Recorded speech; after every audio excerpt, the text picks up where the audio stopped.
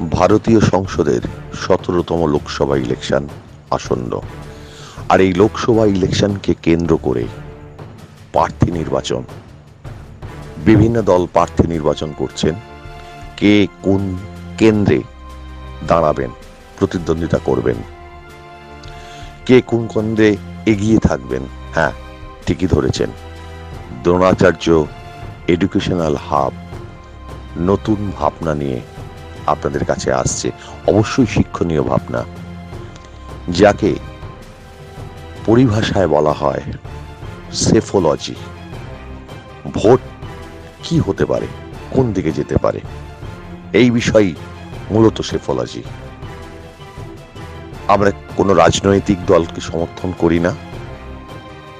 আমাদের শিক্ষা সংক্রান্ত বিষয়ে এই educational channel, Dronacharya educational channel, এই চ্যানেলের নতুন বিষয় সেফোলজি নিয়ে আমরা একটু আলোচনা করব।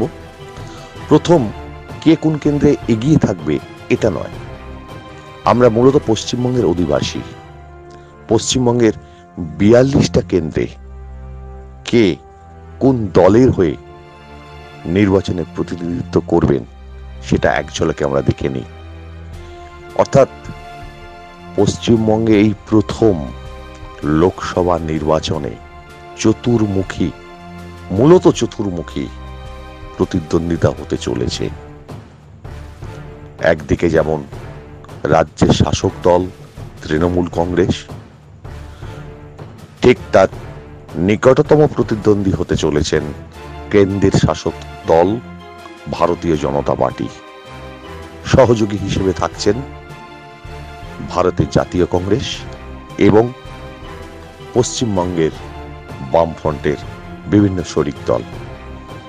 আমরা দেখে নিই, আলিপুরদুয়ার থেকে কোচবিহার, কালিম্পং থেকে কাকদ্বীপ, উলুবেড়িয়া থেকে উল্টোডাঙ্গা, বিভিন্ন ভৌগোলিক কেন্দ্রের ভৌগোলিক অবস্থানের মধ্যে যে যে কেন্দ্রগুলো পড়ে, সেই 42টা কেন্দ্রে কে কে কোন দলের হয়ে প্রতিনিধিত্ব করছেন এই 17তম লোকসভায় পশ্চিমবঙ্গের 42টি আসনে।